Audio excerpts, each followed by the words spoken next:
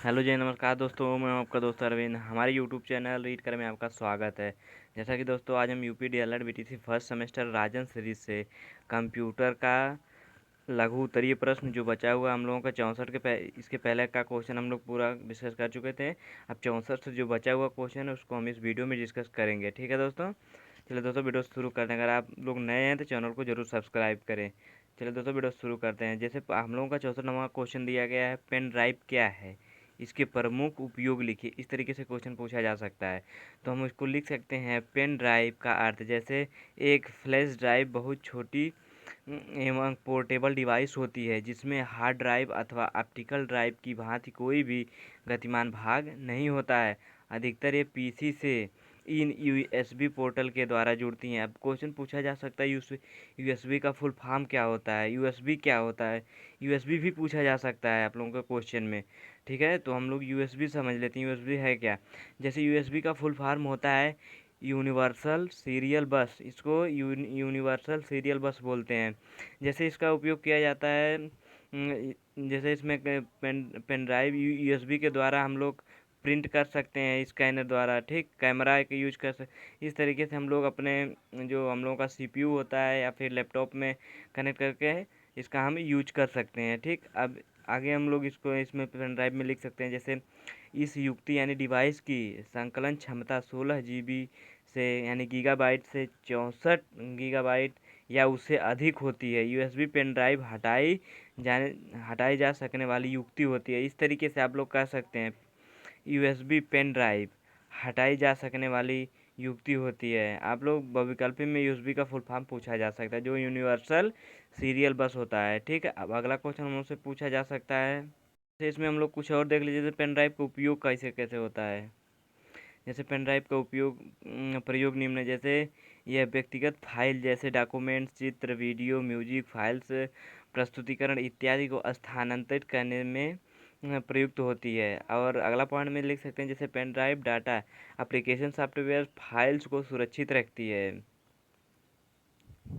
जैसे pen drive में हम लोगों का जैसे कॉलेज का डाटा होता है, जितने बच्चों का होता है, एडमिशन हुआ रहता है, पेन ड्राइव में सेव किया जाता है। फिर जो हम लोगों का स्कूल की मान्यता प्राप्त होती है तो आईडी पासवर्ड होता है, उसी आईडी जो पेन ड्राइव लगा के उसमें जितना होते हैं सबका प्रैक्टिकल चढ़ाया जाता है।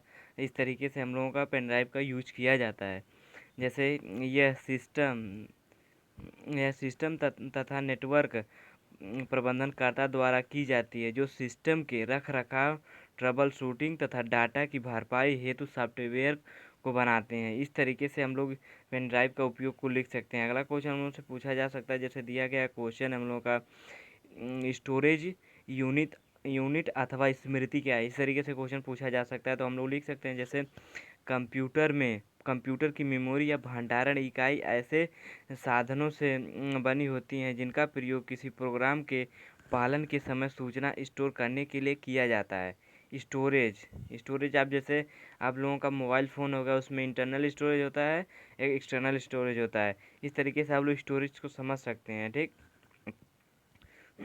अब आगे इसमें हम लोग लिख सकते हैं, जैसे इस भाग का प्रयोग किसी प्रोग्राम के पालन के काल में उसके अंतरिम यानी इंटरमीडिएट और अंतिम यानी फाइनल परिणामों को कुछ समय हेतु स्टोर करने के लिए किया जाता है। मेमोरी इकाई को इस प्रकार बनाया जाता है कि कंट्रोल इकाई के लिए उसमें से कोई भी सूचना प्राप्त करना संभव हो, यानी सारी सूचनाओं को वह कैप्चर कर सके। इसमें लगने वाला समय विभिन्न मामलों में भिन्न भिन्न हो सकता है और यह मेमोरी में उपयोग किए गए साधनों पर निर्भर करता है। मेमोरी के लिए प्रचलित साधन इंटीग्रेटेड सर्किट मेमोरी, चुंबकीय टेप या चुंबकीय डिस्क होते हैं। इस तरीके से हम लोग स्टोरेज यूनिट अथवा स्मृति को समझ सकते हैं। ठीक, अब आगे इसमें हम लोग कुछ देख सकते हैं। इसमें आगे हम लोग लिख सकते हैं, जब मेमोरी किसी कंप्यूटर हेतु अनिवार्य भी होती है क्योंकि इसमें उन प्रोग्रामों को स्टोर किया जाता है जिनका पालन कंप्यूटर की सीपीयू को करना होता है। मेमोरी का वह भाग जो सीपीयू के सीधे संपर्क में रहता है। आप लोग इस पॉइंट को नोटेट करिए, जैसे मेमोरी का वह भाग जो सीपीयू के सीधे संपर्क में रहता है उसे मुख्य मेमोरी कहते हैं, और जो साधन बैकअप भंडार का कार्य करते हैं उन्हें सहायक मेमोरी कहते हैं। मुख्य मेमोरी में केवल वे प्रोग्राम और डाटा रखे जाते हैं जिनका प्रयोग सीपीयू द्वारा किया जाता है। जैसे हम लोग समझ सकते हैं, जैसे सेकेंडरी भंडारण स्मृति यानी सेकेंडरी स्टोरेज मेमोरी, यह समस्त सिस्टम सॉफ्टवेयर एवं एप्लीकेशन प्रोग्रामों को संकलित करती है तथा मौलिक रूप से यह आंकड़ों के बैकअप के लिए प्रयुक्त होती है। यह आंकड़ों में कुछ बड़ी होती है और प्राथमिक स्टोरेज स्मृति से थोड़ी धीमी होती है। Hard disk drive, clip drive यानी फ्लैश ड्राइव आदि कुछ सेकेंडरी स्टोरेज स्मृति के उदाहरण है। इस तरीके से आप लोग समझ सकते हैं। अगला क्वेश्चन हम लोग से पूछा जा सकता है, जैसे दिया गया क्वेश्चन हम लोगों का है, मल्टीमीडिया क्या है? मल्टीमीडिया सिस्टम के लिए आवश्यक हार्डवेयर बताइए। इस तरीके से क्वेश्चन पूछा जा सकता है। तो हम लोग लिख सकते, जैसे कंप्यूटर में ऑडियो, वीडियो, टेक्स्ट, ग्राफी और इमेजेस के रूप में इंफॉर्मेशन के संयोग को मल्टीमीडिया कहा जाता है। जो आप लोग अपने मोबाइल में देखते हैं, वास्तव में मल्टीमीडिया कंप्यूटर हार्डवेयर और सॉफ्टवेयर दोनों का संयोग यानी कॉम्बिनेशन है। मल्टीमीडिया की प्रमुख विशेषता इंटरएक्टिविटी है, जो इसे मीडिया के परंपरागत स्वरूप जिसमें साउंड, ग्राफिक और टेक्स्ट का प्रयोग किया जाता है से अलग करता है। उदाहरण के लिए जैसे न्यूज़ बुलेटिन का मल्टीमीडिया वर्जन, और आपको यह सुविधा प्रदान करता है कि आप जिस प्रकार का समाचार सुनना चाहते हैं उस पर माउस से क्लिक कर वह ब्रॉडकास्टर को रिक्वेस्ट कर सकते हैं और समाचार सुन सकते हैं। जैसे समाचार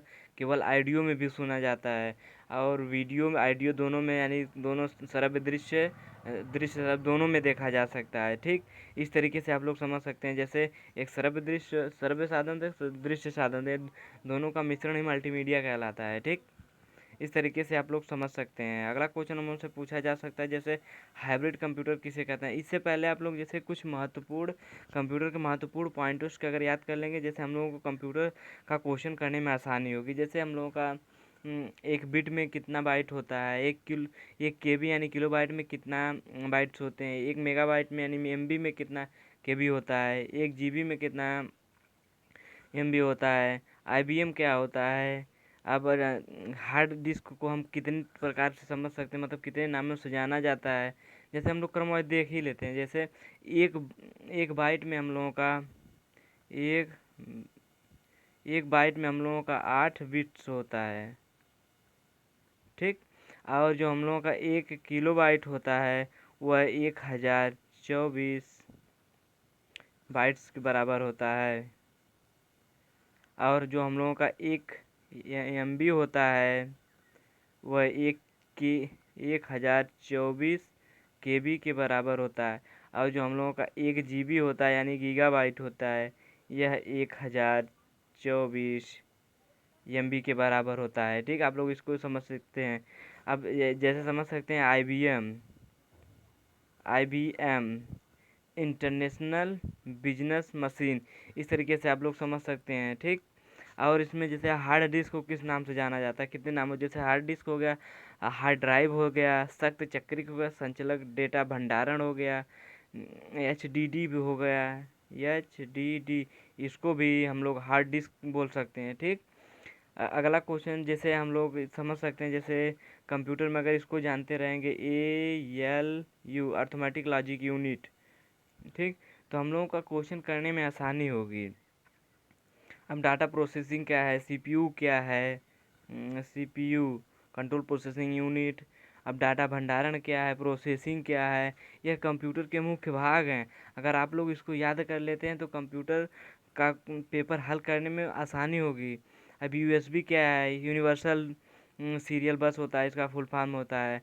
और मेमोरी कार्ड चिप किस चीज़ से बनी होती है, इसमें सिलिकॉन का यूज किया जाता है। इस तरीके से आप लोग कुछ पॉइंट्स को नोट करके आप लोग याद कर लेते हैं। अगर क्वेश्चन नहीं भी आ रहा है तो इसके मदद से कुछ लिख सकते हैं। नहीं भी 1 नंबर पूरा नहीं मिलेगा तो 1/2 नंबर, आधा नंबर मिल सकता है। ठीक है, आप लोग इस जैसे सॉफ्टवेयर क्या है, हार्डवेयर क्या है, कीबोर्ड में कितनी बटन्स होती हैं, कितनी फंक्शंस की होती हैं, जैसे जो F1 से 12 तक होती हैं। 12 फंक्शंस की होती हैं। पूछा जा सकता है टोटल कीबोर्ड में बटन्स कितनी होती हैं, तो 105 से 112 के बीच में, 101 से 105 के बीच में होती हैं। ये रैम क्या है, रोम क्या है, RAM ROM, ये इसको आप लोग याद कर सकते हैं। ठीक, और फिर MS डोस पूछा जा सकता है। MS DOS, Microsoft disk operating system, इसको आप लोग याद कर लेंगे तो कंप्यूटर में क्वेश्चन करने में आसानी होगी।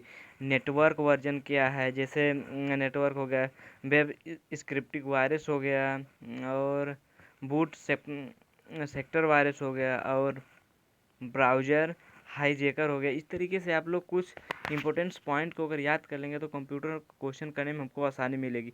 जैसे हम लोग का एक याद आ रहा है, जैसे TCP होता है, IP होता है, जो TCP मतलब TCP TCP transmission control protocol, इस तरीके से एक IP होता है। ठीक, एक IP को हम लोग कहते हैं इंटरनेट प्रोटोकॉल। इस तरीके से हम लोग कुछ मेन पॉइंटर्स को अगर याद कर लेते हैं, जैसे रैम का होता है रैंडम एक्सेस मेमोरी, ये तो आसान आप लोग याद कर सकते हैं। ठीक, इस तरीके से क्वेश्चन पूछा जा सकता है हम लोगों के सेमेस्टर एग्जाम में। अगर जितना पॉइंट्स हम बताएं, इस पॉइंट्स को अगर आप लोग याद कर लेते हैं अच्छे तरीके से, तो आप कंप्यूटर का क्वेश्चन करने में आसानी होगी। ठीक है दोस्तों, अब अगला क्वेश्चन हम लोग देते हैं। अगला क्वेश्चन हम लोग से किस टाइप से पूछा जा सकता है, जैसे अगला क्वेश्चन हम लोगों का दिया गया है, हाइब्रिड कंप्यूटर किसे कहते हैं। हाइब्रिड कंप्यूटर तो हम लोग लिख सकते हैं जैसे वह कंप्यूटर जो डिजिटल तथा एनालॉग कंप्यूटर का मिश्रित रूप होता है, यानी मिक्स होता है। इसमें इनपुट तथा आउटपुट एनालॉग रूप में होते हैं, परंतु प्रोसेसिंग डिजिटल रूप में होती है। इन्हें हाइब्रिड कंप्यूटर कहते हैं। इस तरीके से हम लोग लिख सकते हैं। 2019 में पूछा गया क्वेश्चन है। अगला क्वेश्चन हम लोगों का है, माउस क्या है। इस तरीके से क्वेश्चन पूछा जा सकता है। तो हम लोग लिख सकते हैं माउस एक इनपुट डिवाइस है। इनमें दो दाएं बाएं बटन होता है और एक बीच में स्क्रॉल बटन होता है। माउस के प्रयोग से कीबोर्ड की आवश्यकता कुछ कम हो जाती है। इसके इसके नीचे एक रबर बार होता है जो क्रियान्वयन में मदद करता है। ठीक, इस तरीके से हम लोग माउस को लिख सकते हैं अपने सेमेस्टर एग्जाम में। अगला क्वेश्चन हम लोग से पूछा जा सकता है। अगला हम लोगों से क्वेश्चन पूछा जा सकता है, जैसे कंप्यूटर के लाभों का वर्णन कीजिए। तो हम लोग लिख सकते हैं जैसे कंप्यूटर से हमें क्या क्या लाभ हो सकते हैं। निम्नलिखित लाभ हो सकते हैं, जैसे इनमें सूचनाओं का संग्रहण किया जाता है, विश्लेषण एवं नवीनीकरण का कार्य अत्यंत सरलता एवं दक्षता से अल्प समय में किया जा सकता है, और इसमें व्यक्ति जीवन के विभिन्न क्षेत्र में किए जाने वाले महत्वपूर्ण निर्णय के लिए नवीन एवं सत्य सूचना आसानी से उपलब्ध हो जाती हैं। और इसमें कंप्यूटर के लाभ में हम लोग लिख सकते हैं, जैसे कंप्यूटर का प्रयोग प्रारंभिक शिक्षा से लेकर उच्च शिक्षा तक किया जा रहा है। कंप्यूटर में संग्रहीत समस्त सूचना सुरक्षित रहती है, और कंप्यूटर की मदद से किसी भी विषय का अध्ययन बार बार किया जा सकता है जो शिक्षण में एक शिक्षक द्वारा संभव नहीं है। और कंप्यूटर के प्रयोग से शिक्षा को अनेक आयाम प्राप्त होते हैं। इस तरीके से हम लोग कंप्यूटर के लाभों को लिख सकते हैं अपने सेमेस्टर एग्जाम में। अगला क्वेश्चन मुझसे पूछा जा सकता है, जैसे दिया गया है कंप्यूटर प्रणाली के विभिन्न भागों को संक्षेप में समझाइए। यानी कंप्यूटर को जिसके जिसके द्वारा कंप्यूटर को संचालित किया जाता है उसके विभिन्न भागों का वर्णन इसमें लिखना है। जैसे हम लोग कंप्यूटर एक प्रणाली है, इसके साथ समन्वित रूप से कई यंत्र जुड़े होते हैं जिनके जिनके कार्य एक समान उद्देश्य होता है। कंप्यूटर प्रणाली में भी निम्नलिखित भाग होते हैं, जैसे निवेश अथवा आगत इकाई यानी इनपुट आउटपुट। ठीक, केंद्रीय संसाधन इकाई CPU कंट्रोल प्रोसेसिंग यूनिट, निर्गत इकाई यानी आउटपुट इकाई आउटपुट यूनिट, और एक निवेश निर्गत इकाई इनपुट आउटपुट यूनिट। इस तरीके से कंप्यूटर प्रणाली के विभिन्न भाग होते हैं। अगला क्वेश्चन हमसे पूछा जा सकता है, जैसे दिया गया हम लोगों का क्वेश्चन है कंप्यूटर के विशिष्ट गुण बताइए। इस तरीके से क्वेश्चन पूछा जा सकता है। तो उसको हम लोग लिख सकते हैं जैसे कंप्यूटर का जो विशिष्ट गुण, जैसे शुद्धता होता है, स्वचालन होता है, और हम लोगों का होता है जैसे परिश्रमी होता है, भिन्नता होता है। तो हम लोग चलिए क्रम वाइज देखते हैं इसको। तो पहला हम कंप्यूटर के विशिष्ट गुण में हम लोग शुद्धता देखते हैं। ठीक, इसको कैसे लिख सकते हैं मेरे सेमेस्टर एग्जाम में, यदि व्यक्ति कंप्यूटर को कमांड देने में त्रुटि ना करे तो कंप्यूटर कभी त्रुटि नहीं करता है।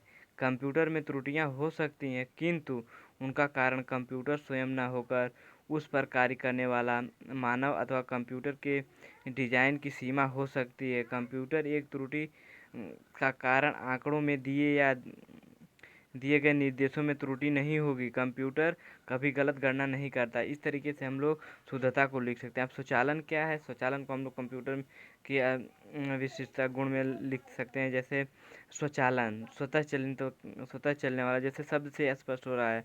ठीक, अब इसको हम लोग लिख सकते हैं जैसे प्रोग्राम के एक बार कंप्यूटर की मेमोरी में लोड हो जाने पर प्रोग्राम का केंद्रीय संसाधन इकाई द्वारा कार्यान्वित होता है। यह कार्यक्रम प्रोग्राम के अंत तक चलता रहता है।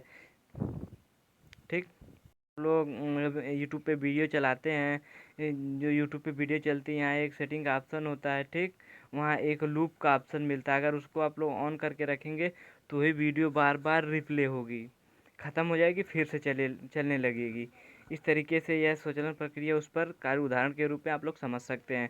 अगला क्वेश्चन हम लोग से पूछा, इसमें अगला पॉइंट है हम लोगों का, जैसे दिया गया पॉइंट हम लोगों का, जैसे विश्वसनीयता। कंप्यूटर द्वारा दिए गए कार्य गणनाओं तथा दी गई सूचनाओं में शुद्धता उच्च होती है, इसलिए इनमें विश्वसनीयता भी अधिक होती है। हम बिना झिझके से कंप्यूटर द्वारा प्रदत्त सूचनाओं पर विश्वास कर लेते हैं। इस तरीके से परिश्रमी क्या होता है? जैसे कंप्यूटर मानवों की भांति अत्यधिक कार्य करने पर थकता नहीं है। विश्व की अनेक संस्था में कंप्यूटर लगातार 24 घंटे कार्य करता है। मानव जाति के विकास के लिए कंप्यूटर निरंतर एक परिश्रमी गुलाम की तरह बिना किसी त्रुटि के कार्य करता है। अब भिन्नता क्या हो सकती है? जैसे हम लोग लिख सकते हैं, जैसे भिन्नता में एक ही कंप्यूटर कई तरह के कार्य को कर सकता है। किसी क्षण में कंप्यूटर किसी परीक्षा फल को तैयार कर सकता है तथा दूसरे क्षण में कंप्यूटर बिजली के बिलों को तैयार कर सकता है तथा इनके बीच में यह किसी सहायक क्लर्क के कार्यों में सहायता कर सकता है। इस तरीके से हम लोग कंप्यूटर के विशिष्ट गुणों को पॉइंट वाइज लिख सकते हैं। आप लोग इसका कुछ मेन पॉइंट लिख के उसमें कुछ दो तीन लाइन लिख के आप लोग अपने सेमेस्टर एग्जाम में इस क्वेश्चन को पूरा कर सकते हैं। ठीक, अगला क्वेश्चन हम लोग से पूछा जा सकता है, जैसे दिया गया क्वेश्चन हम लोग का, कंप्यूटर का अर्थ बताइए। कंप्यूटर का अर्थ, कंप्यूटर क्या है, इस तरीके से हम लोगों को क्वेश्चन पूछा जा सकता है। तो हम लोग जैसे कंप्यूटर के बारे में जितना जानते हैं उसमें से जितना हम लोगों को अर्थ के रूप में, निचोड़ के रूप में मिलता है, उसी को हम लोगों को इस क्वेश्चन में लिखना रहता है। जैसे कंप्यूटर एक प्रोग्रामिंग यंत्र है जो प्रयोगकर्ता को इस योग्य बनाता है कि वह विभिन्न प्रकार की सूचनाओं को अथवा डाटा को कार्यान्वित करने के पश्चात उन्हें व्यवस्थित शब्द या जटिल संख्याओं को गणना के रूप में संचित कर सकता है। इसमें आउटपुट को सरलता से समझ में आने वाला स्वरूप में प्रस्तुत किया जाता है। अब और हम लोग लिख सकते हैं, जैसे कंप्यूटर शब्द का यदि शाब्दिक विवेचन किया जाए तो कहा जा सकता है कि कंप्यूटर शब्द लैटिन भाषा के कंप्यूटेयर व अंग्रेजी भाषा के शब्द के कंप्यूट से बना है, जिसका अर्थ होता है गणना करना। अतः यह वह यंत्र है जो गणना करने के लिए काम में लाया जाता है। इस तरीके से हम लोग कंप्यूटर को लिख सकते हैं। कंप्यूटर का फुल फॉर्म भी लिख सकते हैं। ठीक, और हम लोगों को अगला क्वेश्चन पूछा जा सकता है, जैसे कंप्यूटर के इतिहास पर प्रकाश डालिए। कंप्यूटर कब से स्वचालित है, कब से चल रहा है, इसके इतिहास पर प्रकाश डालने के लिए बोल रहा है इस क्वेश्चन में। तो हम लोग लिख सकते हैं, जैसे कंप्यूटर का इतिहास 2500 वर्ष से भी पूर्व का है। कंप्यूटर के आविष्कार के लिए इसकी आवश्यकता का अनुभव किया गया। मनुष्य द्वारा एक तीव्र व सटीक गणना करने वाली युक्ति डिवाइस की निरंतर मांग व खोज ने कंप्यूटर का आविष्कार संभव बनाया। चार्ल्स बेबेज ने सन 1842 ईस्वी में एक शक्तिशाली मशीन की रूपरेखा तैयार की, जिनका नाम एनालिटिकल इंजन रखा गया। यह यंत्र पूर्णतया स्वचालित बनाया गया। यह यंत्र गणित की आधारभूत क्रियाएं यानी सफलतापूर्वक क्रियान्वित कर सकता था तथा इसकी गति 60 गणनाएं प्रति मिनट तक थी। यह पंच कार्डों पर संग्रहित निर्देशों के समूह द्वारा निर्देश होकर कार्य करता था तथा इसमें निर्देश व संग्रहित करने की क्षमता थी। यह मशीन स्वचालित रूप से परिणाम भी छाप सकती थी। इस तरीके से हम लोग कंप्यूटर के इतिहास के बारे में प्रकाश डाल सकते हैं। अगला क्वेश्चन मुझसे पूछा जा सकता है जैसे दिया गया क्वेश्चन है, कंप्यूटर की पीढ़ियों का वर्णन कीजिए। पूछा जा सकता है जैसे इसमें कई क्वेश्चंस बन सकते हैं, जैसे 5 क्वेश्चन प्रथम पीढ़ी को अति लघुत्तरी में भी पूछा जा सकता है, बहुविकल्पी में पूछा जा सकता है हम लोग का ये क्वेश्चन कि प्रथम पीढ़ी के कंप्यूटर कब से कब तक है। तो प्रथम पीढ़ी का 1942 से 1955। द्वितीय पीढ़ी का पूछा जा सकता है, तो द्वितीय पीढ़ी 1955 ईस्वी से लेकर 1964 ईस्वी तक। और अब तृतीय पीढ़ी का 1964 से 75, यानी लगभग आप लोग मान सकते हैं 10-10 का अंतराल चल रहा है, ठीक। चतुर्थ पीढ़ी 75 से लेकर 90 तक। और पंचम पीढ़ी 1990 से वर्तमान में जो अब तक मानी गई है, ठीक। ये हम लोगों का कंप्यूटर की पीढ़ियों का वर्णन है। अगला क्वेश्चन हमसे पूछा जा सकता है, जैसे दिया गया क्वेश्चन, कंप्यूटर की उपयोगिता एवं अनुप्रयोग बताइए। इस तरीके से क्वेश्चन पूछा जाए, जैसे इसी क्वेश्चन को पूछा गया, कंप्यूटर की 2 उपयोगिता बताइए, ठीक। तो हम लोग लिख सकते हैं जैसे कंप्यूटर जीवन के क्षेत्र में किसी न किसी रूप में कंप्यूटर का उपयोग एवं अनुप्रयोग निम्नलिखित है, जैसे व्यापारिक क्षेत्र में, बैंकिंग के क्षेत्र में, शिक्षा के क्षेत्र में, व्यापार के क्षेत्र में, और ऐसे ऐसे कई कई क्षेत्रों में हम लोग इसका उपयोग कर सकते हैं, कंप्यूटर के उपयोग, ठीक। तो हम लोग पहले व्यापारिक क्षेत्र में देख लेते हैं। व्यापार एवं व्यवसाय के क्षेत्र में आजकल कंप्यूटरों का उपयोग किया जा रहा है। व्यावसायिक संस्थाओं में आंकड़ों से प्राप्त सूचनाओं के मध्य से उचित नियंत्रण तथा उत्कृष्ट प्रबंधन हेतु सटीक निर्णय लेने में कंप्यूटर की सहायता प्राप्त की जाती है। और बैंकिंग के क्षेत्र में इसका कैसे प्रयोग किया जाता है, ठीक। जैसे बैंकिंग, कंप्यूटर का प्रयोग बैंकों में लेन देन की गणना तथा भंडार के लिए किया जाता है। कंप्यूटर द्वारा ही बैंकों में चेक का भुगतान किया जाता है। और हम लोगों का है शिक्षा के क्षेत्र में, कंप्यूटर द्वारा आज विभिन्न विद्यालयों व विश्वविद्यालयों में शिक्षा को पढ़ाने का कार्य किया जाता है। और खेल एवं मनोरंजन के क्षेत्र में कंप्यूटर का उपयोग विभिन्न तरह के खेलों में किया जाता है। लूडो, शतरंज, tennis, cricket, car race, motorcycle race, इस तरीके से हम लोग कंप्यूटर खेल खेल और मनोरंजन के क्षेत्र में कंप्यूटर का यूज कर सकते हैं। और इंटरनेट का उपयोग कर सकते हैं, जैसे इंटरनेट में भी कंप्यूटर तकनीकी की देन है। इसके द्वारा विभिन्न व्यापारिक संस्था देश विदेश में अपना व्यापार कर रहे हैं, अपना उत्पाद बेच रहे हैं, वह इंटरनेट के द्वारा ही धन का आदान प्रदान सुगमता से कर रही हैं, ठीक। इस तरीके से हम लोग लिख सकते हैं कंप्यूटर की उपयोगिता, ठीक। उपयोगिता और अनुप्रयोगिता। अगला क्वेश्चन हमसे पूछा जा सकता है, जैसे दिया गया क्वेश्चन है, कंप्यूटर की उपयोगिता में हम लोग 2 पॉइंट और देख लेते हैं, जैसे शिक्षा प्रशासन के क्षेत्र में और मेडिकल विज्ञान के क्षेत्र में। तो जैसे हम लोग लिख सकते हैं शिक्षा प्रशासन के क्षेत्र में भी कंप्यूटर के विविध उपयोग कार्य की सूची बनाना, उसके संबंध में विविध सूचना रखना, अध्यापकों के संबंध में सूचना रखना, परिणाम बनाना, उनकी व्याख्या करना, परीक्षण सुधार कार्यक्रमों की समीक्षा करना, प्रश्न पत्र निर्माण तथा उनका मुद्रण करना आदि कार्य कंप्यूटर द्वारा किया जाता है। इस तरीके से शिक्षा प्रशासन के क्षेत्र में कंप्यूटर की उपयोगिता अनुपयोगिता को हम लोग लिख सकते हैं। और अगला हम लोगों का जैसे मेडिकल के क्षेत्र में जैसे स्वास्थ्य एवं चिकित्सा विज्ञान हेतु कंप्यूटर बहुत ही उपयोगी सिद्ध हो रहा है। कंप्यूटर का उपयोग औषधि निर्माण से लेकर उपचार तक की संपूर्ण क्रिया में हो रहा है। अगला क्वेश्चन हम लोगों का जैसे पूछा जा सकता है, दिया गया क्वेश्चन हम लोगों का,